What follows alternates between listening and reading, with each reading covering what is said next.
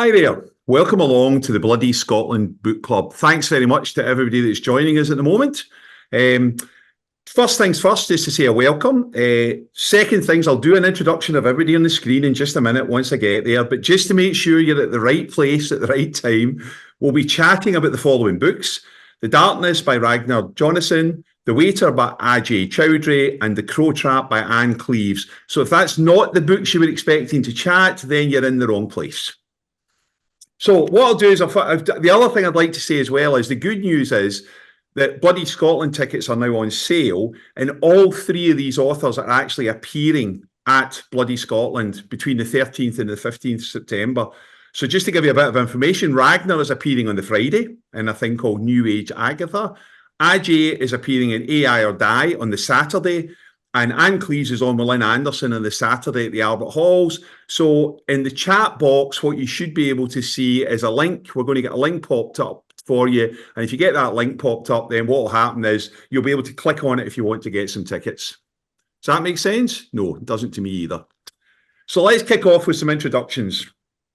Dr. Jacky Collins is a lecturer in Spanish and Latin American Studies at Stirling University. Is the festival director for Newcastle Noir. As Dr. Noir, she regularly interviews a range of internationally acclaimed and emerging crime fiction authors at national and international events. Her series of author consultations on the Newcastle Noir YouTube channel, The Doctor Will See You Now, is where crime fiction lovers can get to know authors better and catch up about news on the latest publications. More recently, Jacky translated Antonio Lassa's Llevado en la Piel, Skin Deep, published by Coriolis Books in 2023. Mary, when she's not jet-setting around the world on a boat, is a passionate book reader. She loves all kinds of books from the 19th century novels to crime thrillers. Her blog, Live and Deadly, is predominantly crime, psychological thrillers, and police procedurals, and TripAdvisor. And with helping with literary fiction thrown in, you can find her at liveanddeadly.net.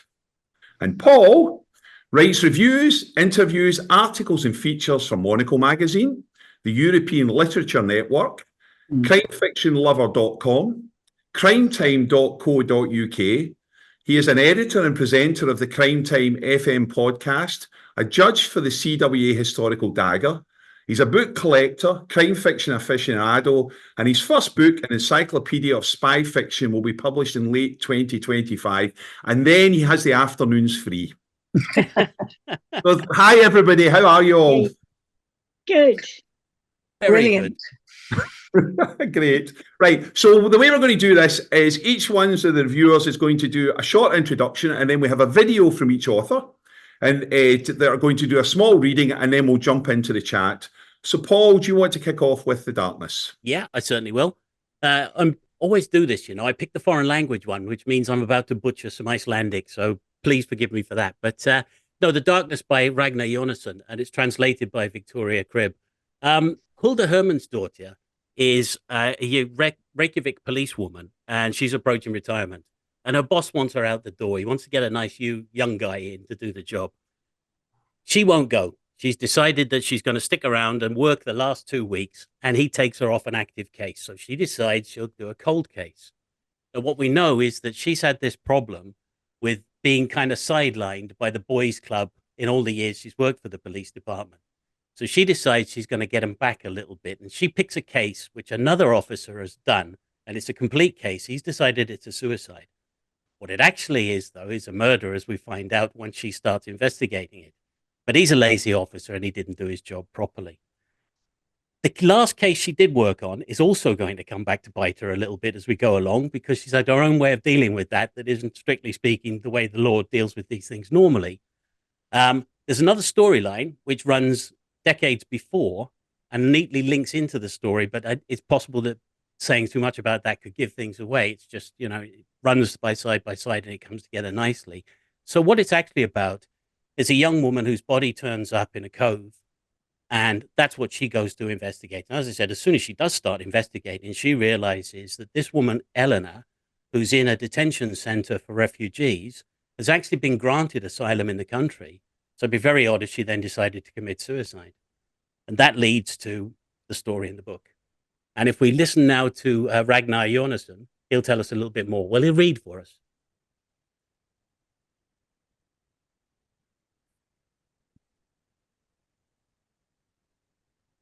Just as soon as we tee it up. The river had emerged onto the surface now, and they were walking along its banks in the middle of a narrow valley surrounded by mountains. "Look," he said suddenly, gesturing into the darkness, "there's the hut." She strained her eyes in the direction he was pointing, peering through the light haze of snow, but only when they drew closer was she able to make out a tiny black dot that gradually began to take shape against the backdrop of white, revealing itself as a pitched roof on top of dark wooden walls, a tiny hut far from civilization. When they reached it, they found the windows and door covered in snow. He scraped the drift away from the door, but it turned out to be frozen shut and opened only after a protracted struggle.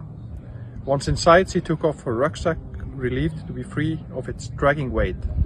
It was pitch dark, but the beams from their head torches illuminated the interior wherever they fell, revealing bunks with sleeping places for 4 people, maybe more.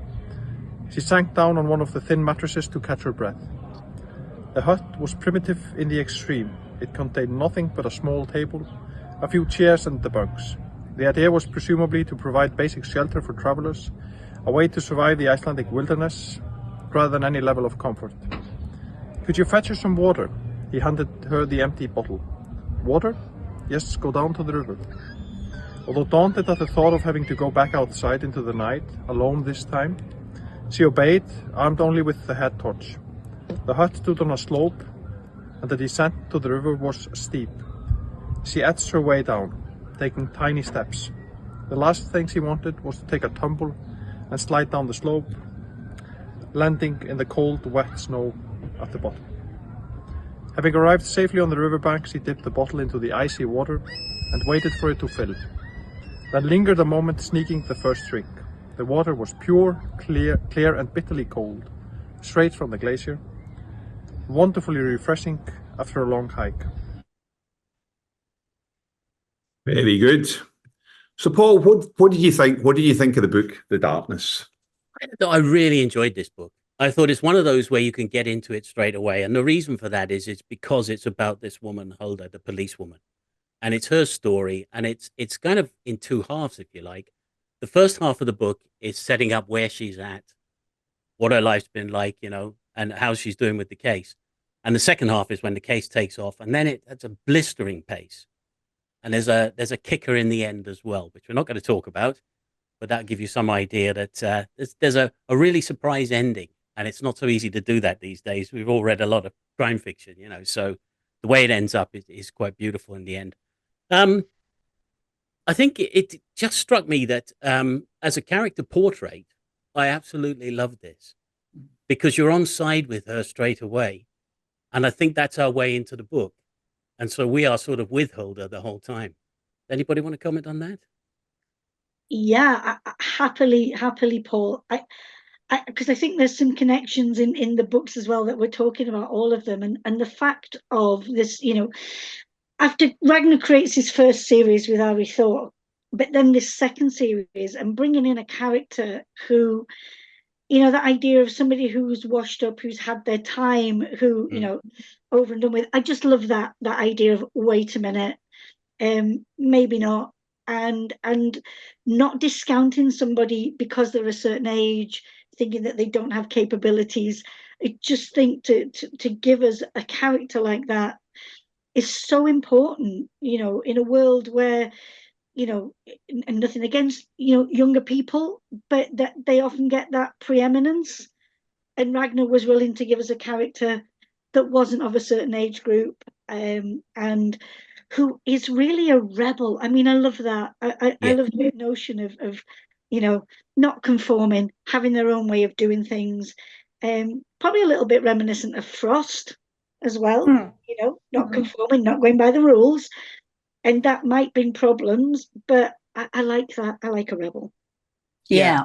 I like the fact that she's apparently Hulda means hidden woman in Icelandic. And there's a lot of that about her because she's although you wouldn't know it from the way she's been treated, she's a very competent detective, but her problem is she's never been one of the boys, and she's been repeatedly passed over for promotion in favor of quite often less able detectives. So when she gets told that she's out, she just puts on her stubborn shoes and says, not right away, I'm not. You'll give me something to do, and I will choose what to do, and I'll take it from there.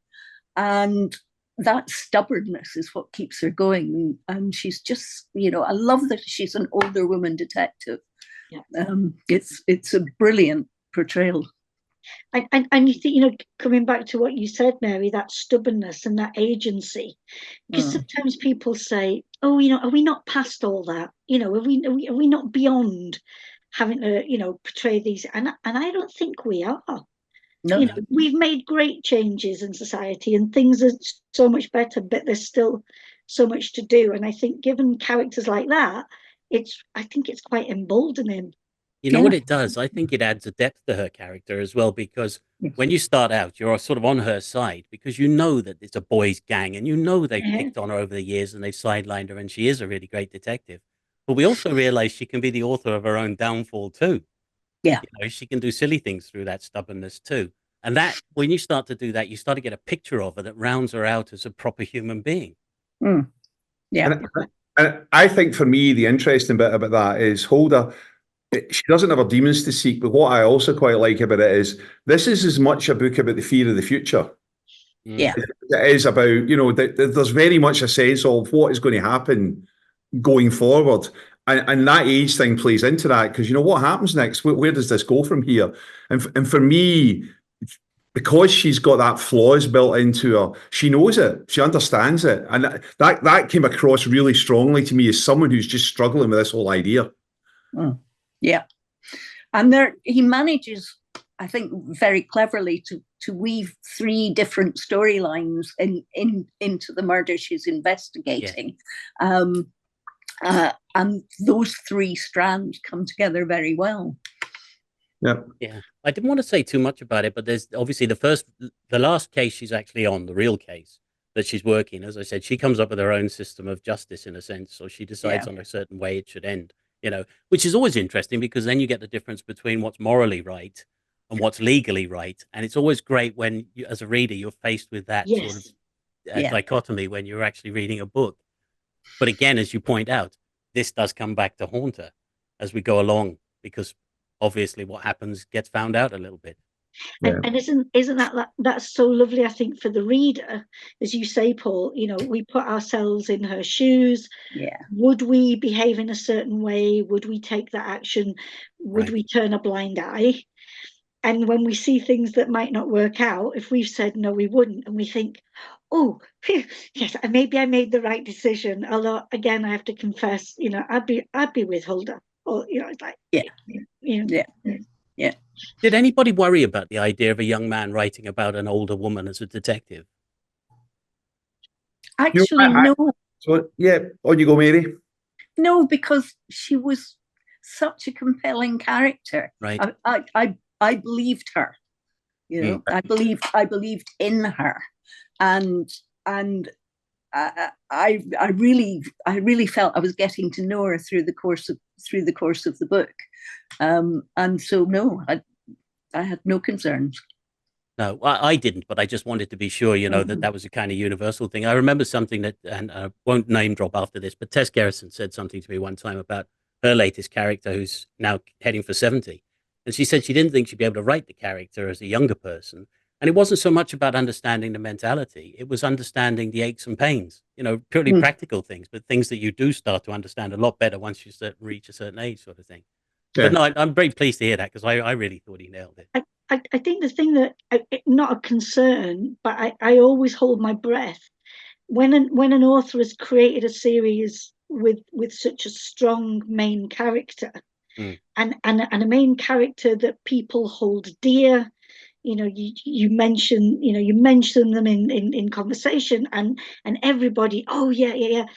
To do that again, is no mean feat. No. Yeah. And to create a character that is so different. But so I think that was the only concern when I heard that this was happening. I was thinking, well, can you do this again, Ragnar? Can you pull this one? Yeah. I think the other thing I quite like about this book is, I don't know about you, but I loved the start, because the start of this book really drew me in. There was more twists and turns in about 6 pages of information that really, it wasn't the main character that got me. It was just that it drew me down those pages, because it kept as you go down. I thought that it's difficult. We said this earlier. It's difficult to do with people. There's a lot of books out there trying to do something like that. What I just love when a book grabs you at the beginning, and this was one of the ones that grabbed me right from the start. Yeah, it's full of surprises, and that sort of sense of surprise is maintained really quite well throughout the book, I think. And I think what you said, Mary, about the 3 stories working together, kind of helps with that, doesn't it? Yeah, and it's dark. It is dark. And it's funny with a sense of humor, though. I think I always love it when a dark book's got that balance with humor. I've got Randy William Gavitz, who's online, and said, I think the author did a brilliant job portraying ageism and the concerns of an older protagonist. And I think that's what makes this work. Is that there's almost a sense of, yes, there's a story that has to be fixed and muddled around with and sorted. And then there's this person dealing with what's going on at the same time.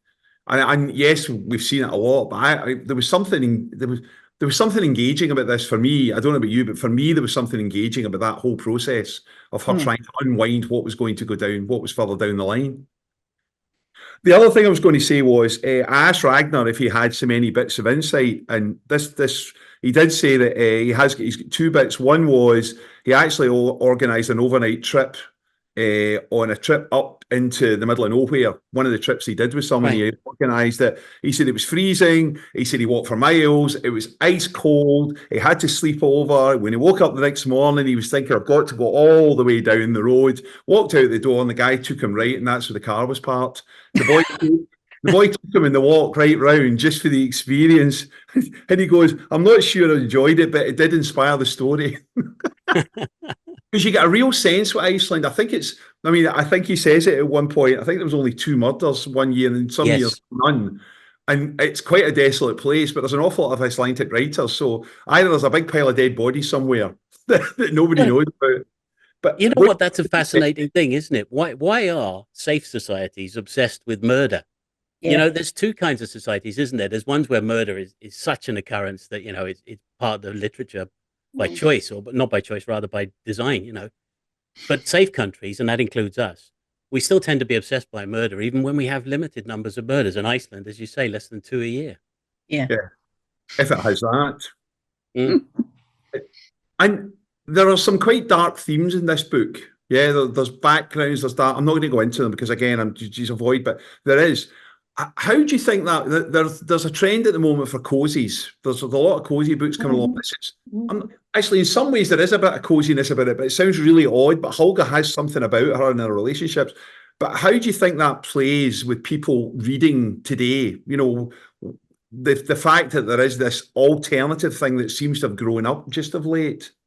I think the difficulty is at the minute looking out across the world and everything that's happening, well, both at home and abroad. Coming back to what you said, Paul, about safe countries in a way, but looking out across the world and the unrest and the uncertainty, and maybe, in our cozies, we can take some comfort in that. I think we can enjoy the mysteries, we can enjoy the unraveling of the stories and the characters, but there's enough monstrousness on our screens, down the, and I think we can still, we're taking comfort in the cozies, and I think that's why. I think also you can do it in a cozy, but what I do like in the novel, and it's one of the reasons I like crime fiction, because I think it's possibly the best way we have of exploring social issues. Is that I like those social issues. One of the issues we have discussed is ageism. It's also sexism in this novel, But then there are issues around refugees without going into too much detail, and another one about social services and childcare and all sorts of things going on in the background. I love it when a story's got that extra detail because it all grounds it for me, I think. Yeah. And with Ragnar's books, particularly, you get that real sense of darkness, which is complemented by the astonishing beauty of Iceland, entwined with that taste of claustrophobia and the oppression of the geography and the darkness of the ice and the dark. And it just all comes together beautifully. Yeah. And one other thing I was going to say was, I mean, to a degree, all the books we're talking about tonight have got police procedural in them somewhere along the line, the way it is. But it never gets in the way. It's not one of those ones where there's infinite, which to me it just keeps it flowing. Especially since Helga's not always going to do it the way she should have done it anyway. Yeah. In fact, I have to say.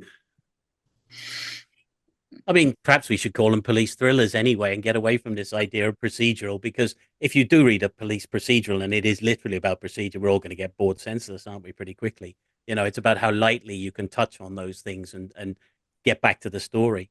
Because we don't, as readers, we don't want to be taken out of it by some detail that might be fascinating in another context, but not when you're trying to enjoy a story with a thrill. Yeah. Well, you know that. Up on you go. Well, sorry, it was just one thing about it. I find that Iceland's an odd place. You know, if you take a country like Sweden, it's huge. And so this vastness is there. And America has a vastness. You know, we have this tight Britain because we're all so close. You know, it's all big cities. It's all people in communities that are close to each other. Iceland has a funny kind of, it seems to have both, because it's a very small place. But at the same time, you get this vast, open, dark areas that they use the weather very particularly to kind of talk about. And that gives you this kind of claustrophobic atmosphere. And there's a claustrophobia about all the three books, and it'd just be interesting to see that in the light of the other two afterwards. But but it just strikes me that Iceland has a particular sort of peculiar kind of interest to it for that. Well, just before we move on, Ragnar also said they're shooting the darkness, or they've shot it in Iceland last winter. At one point, they were shooting in minus 15 degrees C, which makes a blizzard, makes it realistic. Dougie Henschel from Shetland, there's a connection to Vera, to Anne Cleeves is in it as well. But I think the thing I would say on this book is that I think there's a sense of, there's like towns like Reykjavik and some of the other towns, and then there's this other bit of Iceland. Yes. That's where a lot of what goes on. You kind of feel like it's not of Iceland, it's somewhere altogether. And Ragnar uses that really, really well at one point in this book. Yeah. Yeah, again, we talk about, mean streets, and maybe Reykjavik's got some mean streets, but I think, the meanness is the meanness of the landscape and the meanness of the climate. Yeah. That, it comes a part of the year, if you're out there and nobody knows you're out there, exactly. Yeah. That's it, you're gone. And I think there again, coming back to that notion of the menace, that's where it is. It might not be in the city centre. It might be, but it's there. Well, that's Ragnar Jónasson's And That's the Darkness, which is published by Vintage. Ragnar will be on at Bloody Scotland this year. He's appearing on the Friday in New Age with Agatha. Now, want to move on, so Jacky is going to introduce us to Anne Cleeves' The Crow Trap. So, it was lovely. Thank you for being able to talk about this book, because the links between Newcastle Noir and Anne Cleeves. So grateful for all the times that she's, been there and spoken about her work, and to think that this novel takes us back to the beginning of one of Anne's most iconic characters, Vera. So the first in the Vera series. It's a series that sets us there again, thinking about the way Ragnar uses the landscape, and so does Anne Cleeves uses those landscapes. They are so crucial. And in this story, out on the North Pennines in the story, and around wanting to use that landscape, invade that landscape for the building of a quarry. And so I think with the novel again, which was written in 1999, and again, to think that it was written, what is it? Is it a quarter of a century ago? Yeah. And how life has changed. And yet this story in a way seems evergreen, and brings in the notion of environmental issues, which is brilliant. She brings in the idea of women's stories, the linking of women's stories, those issues, so strongly. And yet, where's Vera? This is the first book, and as is often said, it's, what is it? Is it a third of the way through the book? In the original story, it was page 200 that Vera appears on, and who is this bag lady that appears, just comes in. So I think to say that this is certainly not a police procedural, and is it even a Vera book? Well, Anne often tells the story that she didn't know that Vera was going to appear and be part of the story. Well, before Jacky, just before we go, we'll get a bit of a reading from Anne first. Yeah. Do one up, and then we can come back to that, because that's a very good point. So if we get Anne reading a little bit from The Crow Trap. They were in Baker's again, waiting.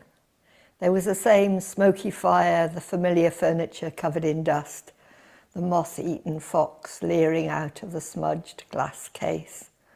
But now they sat as self-conscious and wooden as actors in an amateur production. So the room seemed different, a stage set for a gothic thriller, a two-hander. They stared at each other, waiting for something to happen, to move the action on. A young policewoman had been detailed to sit with them, and she tried her best to lift the mood. The drizzle had turned into a downpour. She looked at the rain sluicing down the windows and said cheerfully that she'd been lucky to get a job indoors. She didn't envy the rest of the team, who was still out on the hill. She had a date that evening with a bloke who was drop-dead gorgeous, and she couldn't think what her hair would look like after a day out there. Rachel turned politely to answer. But unexpectedly, from the kitchen, they heard another voice, quite different, hard and authoritative. "Don't give me that crap, Joe. Just bugger off and see to it." Joe must have obeyed the order immediately, to be already on his way outside, because the next question came in a shout. "In here, are they?" So prepared, Anne and Rachel turned to watch her come in. She was a large woman, big bones amply covered, a bulbous nose, man-sized feet. Her legs were bare and she wore leather sandals. Her square toes were covered in mud. Over her clothes she wore a transparent plastic mac, and she stood there, the rain dripping from it onto the floor, grey hair sleeked dark to her forehead, like a middle-aged tripper caught in a sudden storm on Blackpool Prom. She dismissed the woman. "Tea, please, love." Then she held out a hand like a shovel. Rachel stood up to take it and realised she'd seen the woman before. It was the bag lady who'd crashed into the chapel late during Bella's funeral. "Vera, stand up," the woman said. "Inspector, you'll be seeing a lot of me. More of Joe Ashworth, my sergeant, but at the moment he's out there getting wet. He's still young, less prone to arthritis." She stared at Rachel. "Don't I know you? I was at Bella Furness's funeral." "So you were. I never forget a face." She smiled smugly. "One of my strengths." Very good. And there appeared Vera. Absolutely. Yeah. Fully formed, just like that.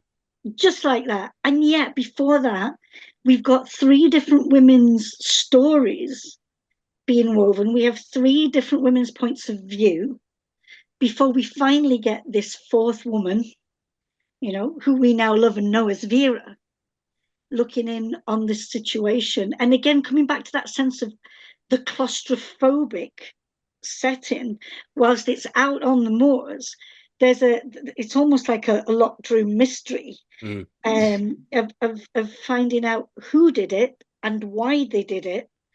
Because of course it starts off, and again, just a little spoiler, well, not spoiler, but trigger warning, of course, it opens up with, you know, somebody's unfortunate demise that is mistaken for something else. And it's a bit of a familiar trope in a way of, you know, it's the same as in The Darkness, you know, with the young woman who, was it murder, was it suicide? And yet the paths that Anne leads us on into, well, what was it and why was it? I think in this first Vera book, what we get a taste of is maybe not as much Vera, but Anne's consummate ability to tell a story, to create characters, and to have you turn in pages, which for a book that's 500 pages long, but it's and I think you can tell as well over the series that Anne hones her craft. But even in this first novel, all those elements are there of, the detail that she brings, and the elements of Anne that we've come to know and understand and love. Anne that worked, out on those islands, worked with bird watching and conservation. And it's, the details, the different species of birds.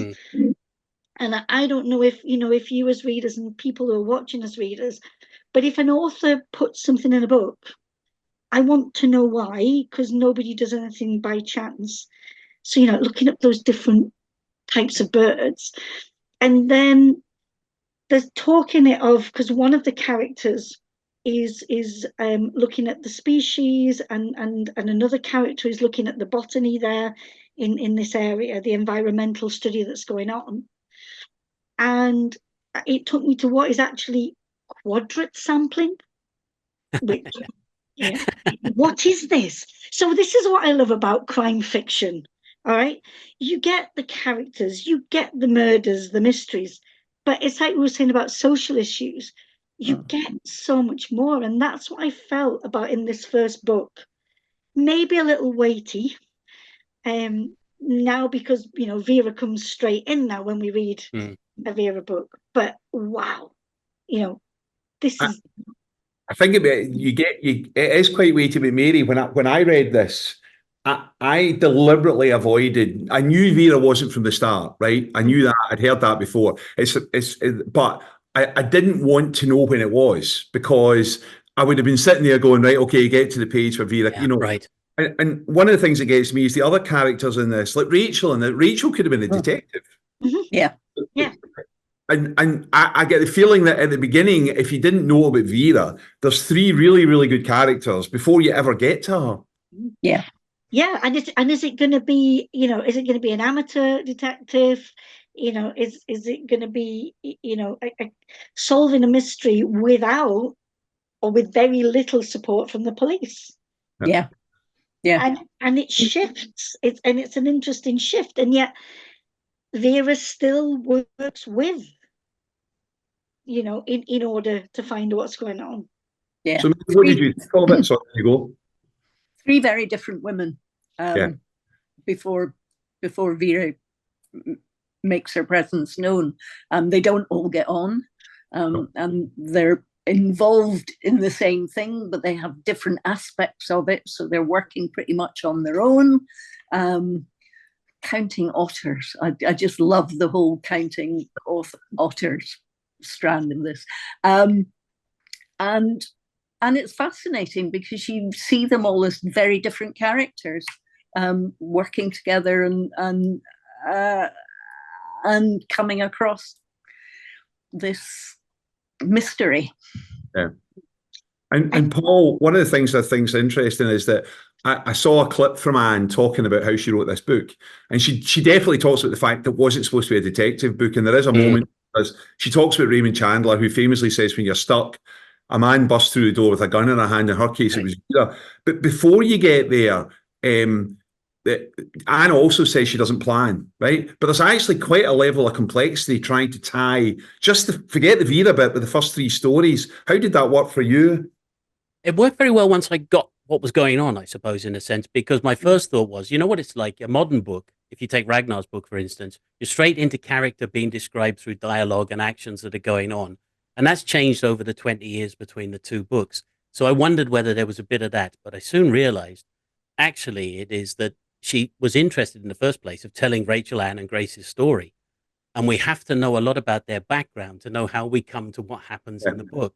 Yeah. Once I realized that, I started to settle into it. And then I wasn't so worried that Vera didn't turn up, because I didn't realize Vera would be that late into the book. you know, but it clearly wasn't intended to be a police procedural. And I even wonder whether it was intended in any way to be a series. Yeah. And yet when she brings Vera in, it's perfect. I don't think I've seen such a clearly defined character.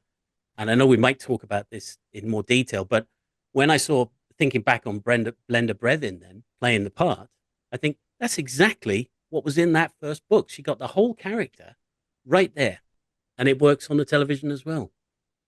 Well, Anne actually says when she's writing the new book, she says she's got some lines she can hear Brenda saying them. Right. And she says, I just hope they don't take them out when it's made into the into the TV program.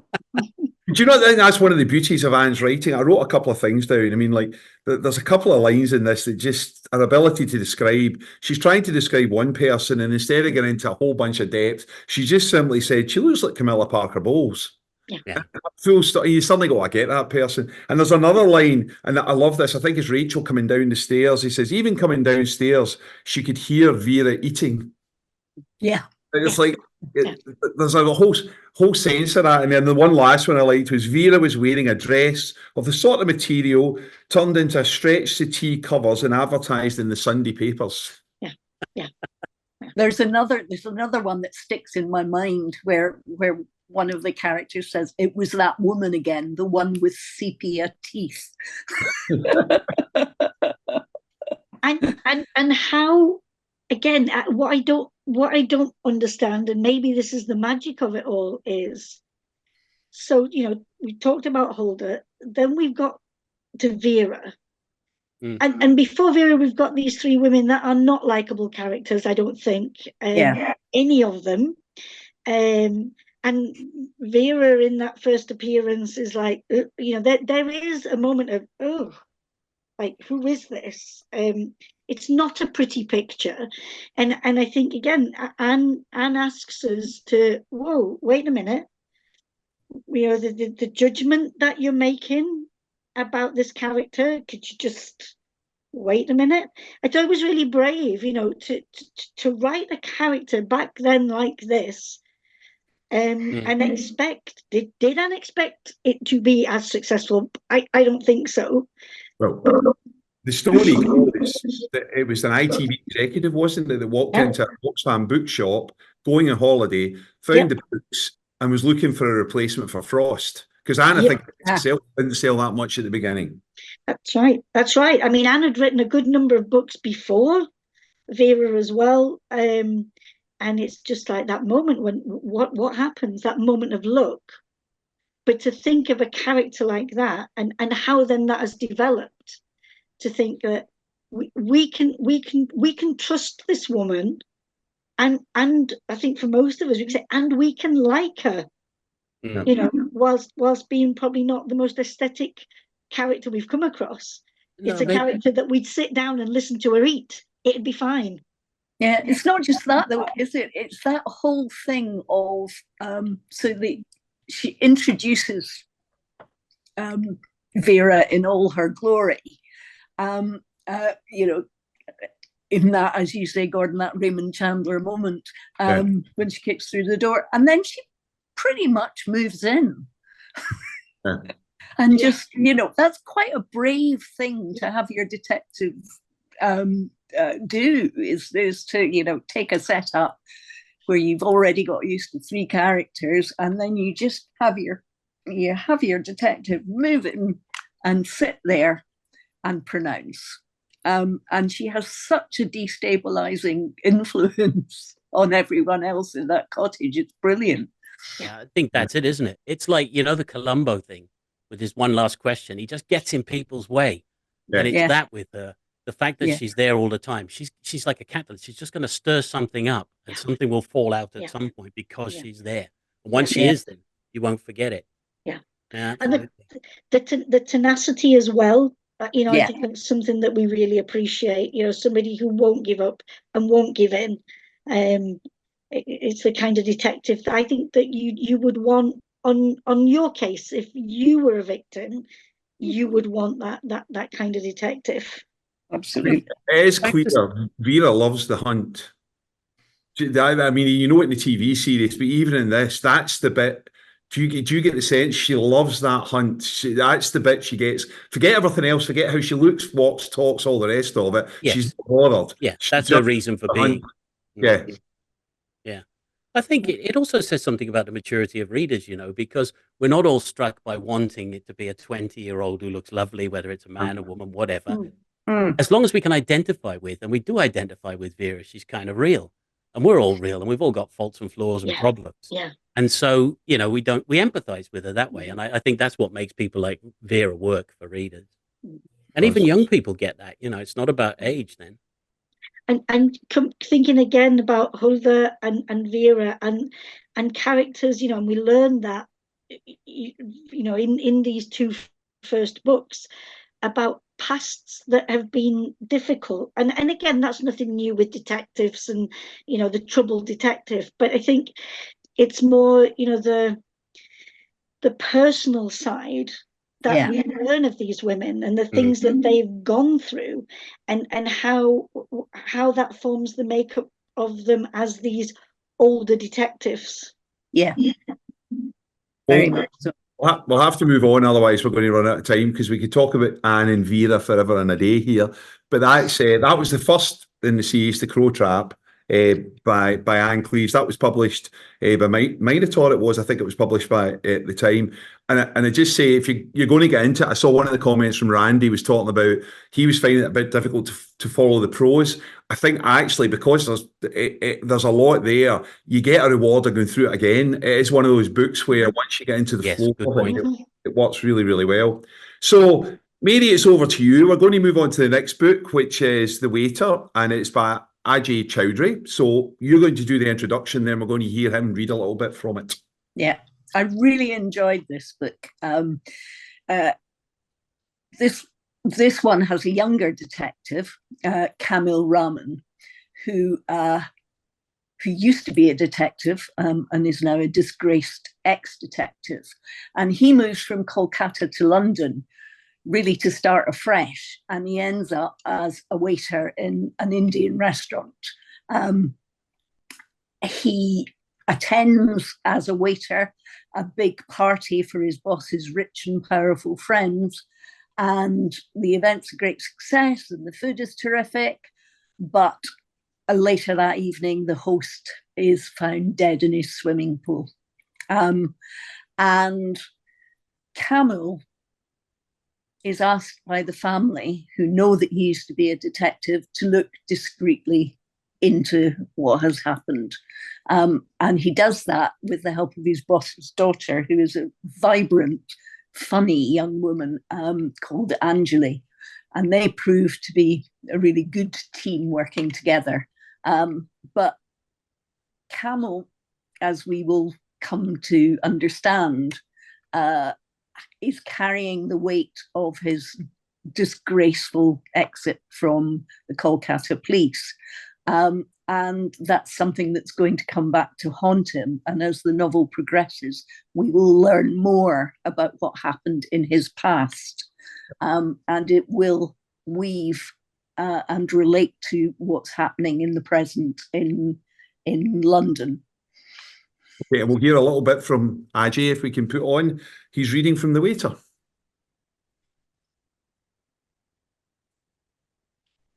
Neha's voice splintered the dark silence of the car. "Come back, I need you, he's dead." "Who's dead?" shouted Saibal. "What do you—" But she'd hung up. He looked at me in consternation, screeched the Volvo through a U-turn, then gummed it through the lashing rain, making it to Hampstead in record time. Slamming on the brakes, he turned, took one look at his daughter slumped unconscious in the back, then thrust his car keys into Maya's hands. "Take Anjali home immediately. Kamil, you stay with me." I scrambled out of the car and ran to the shelter of the portico as he hurried his wife into the driver's seat, ignoring her faint protests.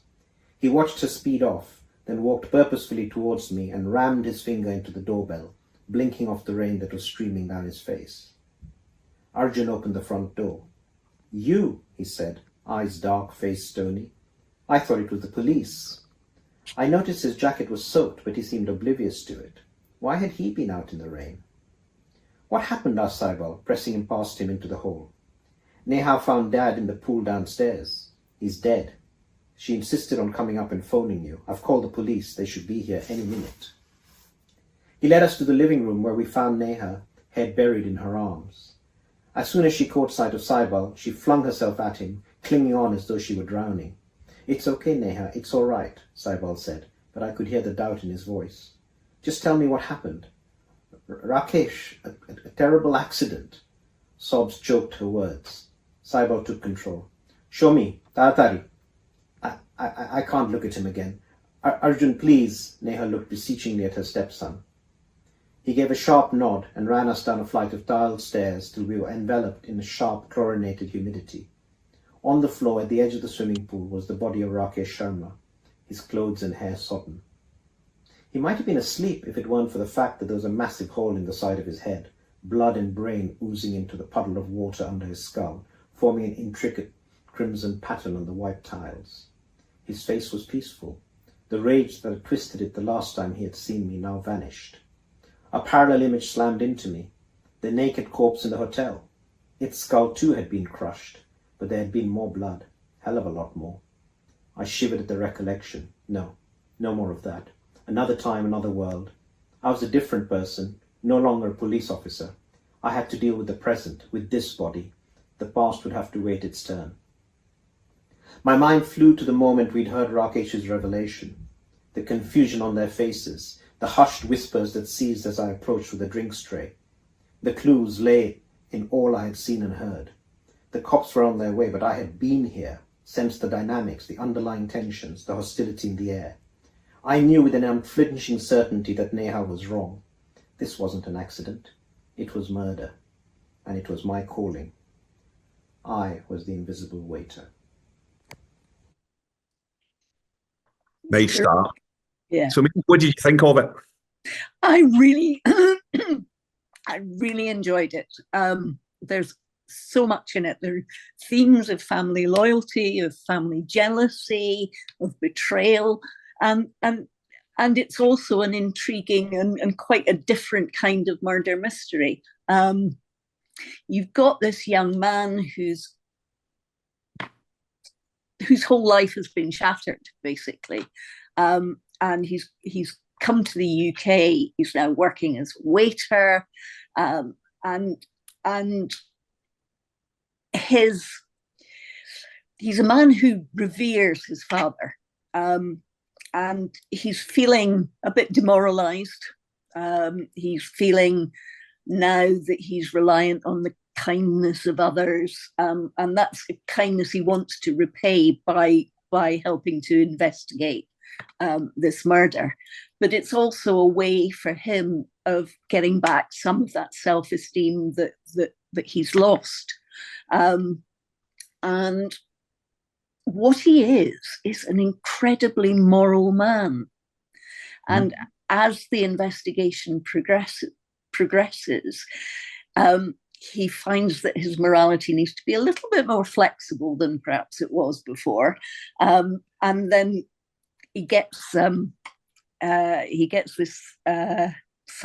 Anjoli, who's just a bundle of powerful humor and brightness, and the whole thing takes on a pace of its own. It does. But what I liked as well about it was that he plays all the colour and sounds and smells of Brick Lane and the restaurants and the atmosphere, and he also manages to do that with Kolkata. And there are a lot of similarities between the way the families work on in each side, in Kolkata and Brick Lane, and the societies kind of are not that dissimilar. So in a way, that whole sense of family and being within family and friends, and that being the thing that matters most, is the thing that both keeps him together and eventually starts to pull him apart. Yep. And I think one thing I would say about this from Ajay's point of view, I've never read a book with quite so much food Yeah. In fact, I've just seen Louise has just posted up. She met Ajay at the Lowdham Book Festival. Have now tried the omelette recipe from the book. I thought every time I turned the page, I thought this lot just eat their whole way through the book, whatever way you go. But what I was going to say was actually got a bit of insight from Ajay, which was The Waiter was originally going to be a cosy story inspired by Agatha Christie. He was going to be a waiter who solved crimes based on similar things he'd observed when he grew up in Calcutta. Yeah. And said, like Jane Marple in St Mary Mead, he thought it'd be fun to contrast the East End of London with Calcutta. Needless to say, the final manuscript didn't end up there. No. No, it didn't. It definitely didn't. Yeah. I think because obviously this is a much darker story. And I think you mentioned there the two stories, Mary. It's the way the two stories balance, which is nice. They do have these similarities, and you get that as well. But of course, the one story in Kolkata that he's had to leave weighs on this other story the whole way through. Yeah.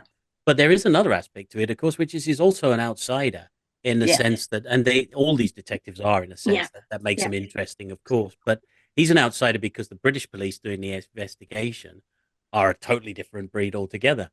Yeah. And he's working to two police procedurals as well, two police procedures, one in Kolkata, and one here in London. Yeah. Yeah. Jacky.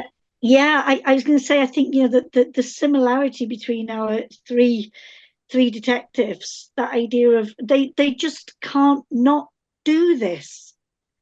It's in their bones, and whatever impediment, I mean, and in the case of Carol, the idea of, being disgraced, things going wrong, you'd think, maybe I should just leave well alone. It's like I messed up, but it's like, no, I've got to do this. It's almost a coming of age story in that sense, because he has to come to terms with what he learns, and his sense of morality in a way is strengthened, but he also goes through a bit of a revelation from being someone who wasn't religious at all to finding that in his darker moments he finds consolation and succor in attending temples. So it's really interesting. Yeah, that personal journey again, not just the solving of whatever's happened, but it's almost like the mirror that's held to him of who I am and where am I going, where is life taking me?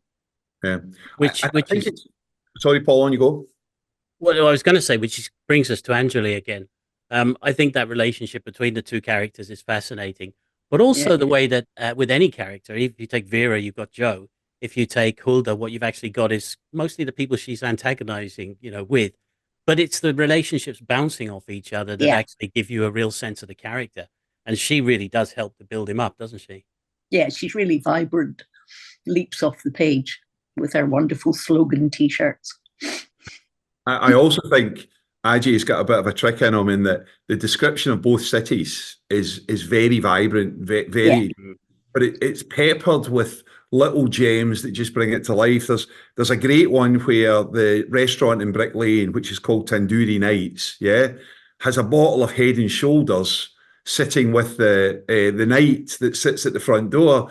And the reason it's there is it doesn't make any sense unless you know there was someone in the 1700s first brought shampoo across to Britain, and therefore that's why the bottle of Head and Shoulders is there. It matters not that no one else knows why that's there. There's lots of those little snippets all the way through the book. Yeah. It's also a brilliant murder mystery. I mean, there are loads of twists and surprises along the way that keep you fascinated by who actually done it. He also says at one point, and I love this, it's because he was a police detective before, it's a great trick to be able to get him to investigate it. It is a bit Agatha Christie-like. It's the waiter, family ask. But the very first line he says, I think he's by the pool, he said, it's never the least likely person, it's almost always the most likely person that did it. And it's like, it's not Agatha Christie at all. It's like, by the way, lads, it's bound to be the obvious one.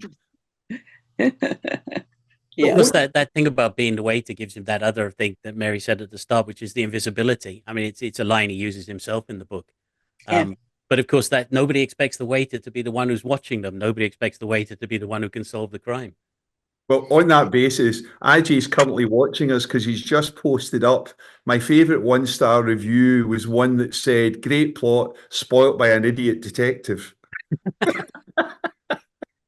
I suppose everybody has to put up with one of those. Yeah. I know you need them. You need them. You wear them with pride of honour from that point of view. But the other bit is some of the other characters in this are just like Auntie Pinky. It just Yeah. you want to throttle her. Like you get to the point. There's a couple of scenes where I love that in someone where, and then they disappear for a bit, and you desperately want them to come back just to get their comeuppance. Yeah, absolutely, absolutely. And Yeah.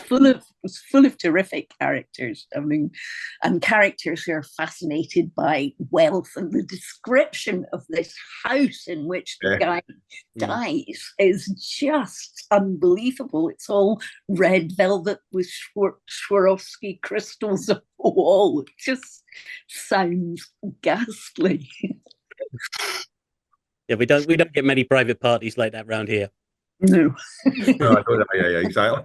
But I did like, again, thank you so much for choosing the books, because at the beginning of the month I was on Brick Lane. All right. Yeah, I'm just again thinking about tasting all the wonderful foods and thinking about the story and capturing that space. Yeah. But I think one of the big dynamics in this for me is it's a great insight into the family dynamics that are going on. Yes. That's what makes it thick as a book. It's not a bunch of people, strangers that keep getting introduced from the outside. Almost all of them are thrown in at the beginning, and you get to know each one of them. And that is a kind of Christie thing I'm doing, but I quite like the dynamics. And even when it moves city, which it doesn't make any difference, there's still that dynamic going on between them. Did people like that? Absolutely. Yeah, I mean, it's one of the things that even although it's a 2-continent story, it's one of the things that makes it feel sometimes quite close in. Yeah. Because it is definitely all family. Yeah. And family dynamics are fascinating and frantic and not always as pleasant as they might be. Sorry, Paul, go ahead. Go on, you go, Jacky. Or was Paul, were you going to say something? Jacky, no, go on, Jacky. I was just going to say back again to those tensions that a family dynamic causes. The idea of wanting to kill someone because they drive you crazy, but not necessarily dispatching of them. And it's fun to observe it, I think, when it's somebody else's family. And understand maybe what people are feeling. I love that. It wasn't too much. Sometimes books have too many characters. Yep. But I think this worked beautifully. Yeah, and it had moments of real laughter in it, which I really enjoyed too.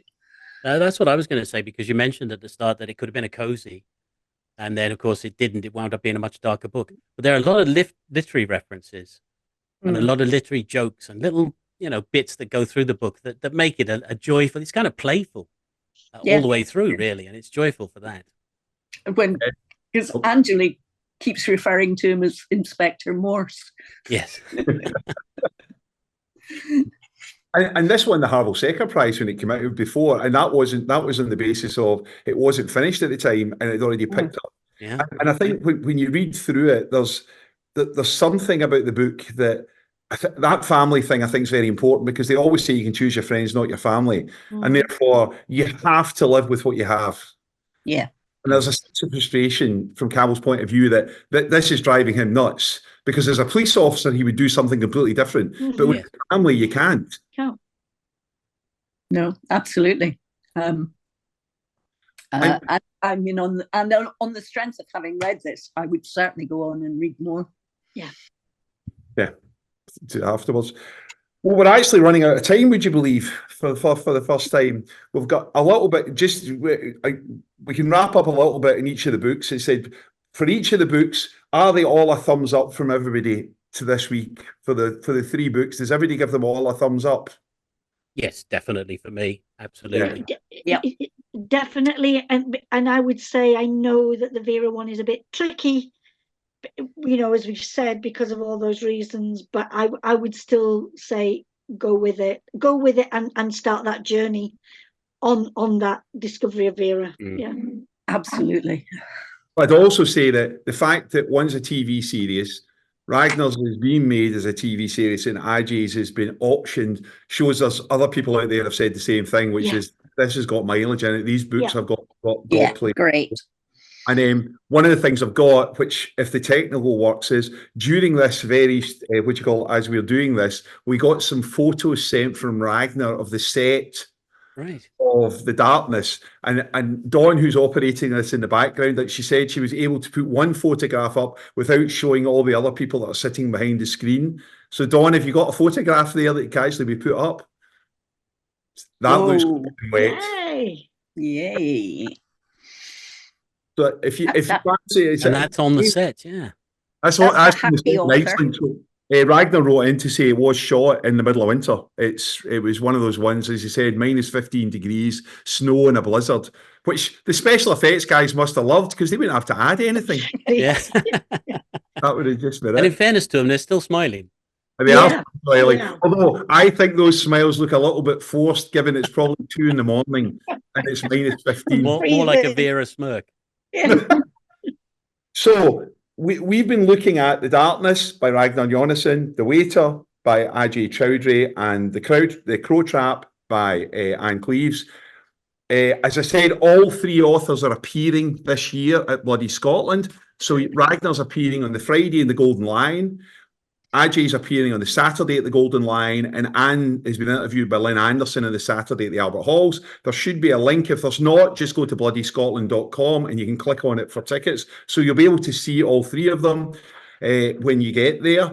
And from my point of view, I would just like personally to say a big thanks to Jacky, to Paul and Mary for such an interesting hour, especially over these 3 books. And I'd also like to say a big thank you to everybody that's tuned into the Bloody Scotland Club this week. It's been great fun. Thank you. Thank you very much. The books for the next one will be announced in due course, and we'll let you know when that is, and then you'll be able to tune in. But between then and now, you can go and get tickets for Bloody Scotland. Just get straight on the computer now. But thanks very much to the 3 of you, and thanks to everybody watching. Thanks. Bye now. Bye, everyone. Bye. Bye.